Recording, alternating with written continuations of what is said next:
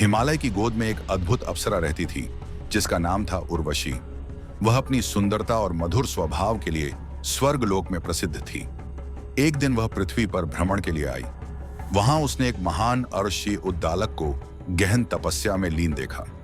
उर्वशी के मन में जिज्ञासा हुई, कैसे कोई व्यक्ति संसार के सुखों को छोड़कर इतने ध्यान में डूब सकता है।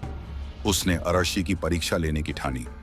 वह नृत्य करने लगी, हंसने लगी और पास के झरने में जल क्रीड़ा करने लगी ताकि आर्शी का ध्यान भंग हो जाए। लेकिन जब उसके छींटे आर्शी के शरीर पर पड़े तो आर्शी ने आंखें खोली। उनके तेज से चारों दिशाएं चमक उठीं। उन्होंने कहा, हे उर्वशी, तुम्हारे इस कर्म से मेरी तपस्या भंग हुई है।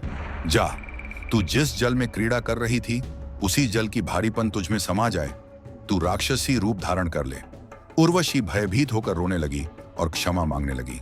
आर्शी ने दया करते हुए कहा, मेरा श्राप अटल है, परंतु जब तू एक वीर पुत्र को जन्म देगी जो देवताओं के लिए संकट बनेगा, तब तू पुनः अपने स्वर्गीय रूप में लौट सकेगी।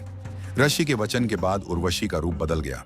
वह भयंकर राक्षसी बन गई जिसका नाम पड़ा बका। वह जंगल में रहने लगी। कुछ समय बाद एक असुर राजा ने उससे विवाह किया।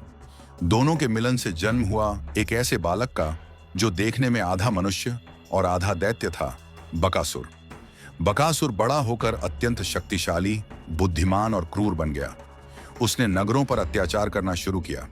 लेकिन एक दिन जब वह अपने ही कर्मों के कारण पराजित हुआ, तभी उर्वशी का श्राप समाप्त हो गया और वह पुनः अपने स्वर्गीय स्वरूप में लौट गई। सीख: सुंदरता और शक्ति का उपयोग सदैव धर्म के मार्ग में करना चाहिए, नहीं तो उसका परिणाम विनाश ही होता है। अगर आपको हमारी ये प्यारी सी कहानी पसंद आई हो तो लाइक करें, सब्सक्राइब करें और प्यारे प्यारे कमेंट में जरूर बताएं कि आपको हमारी ये कहानी कैसी लगी।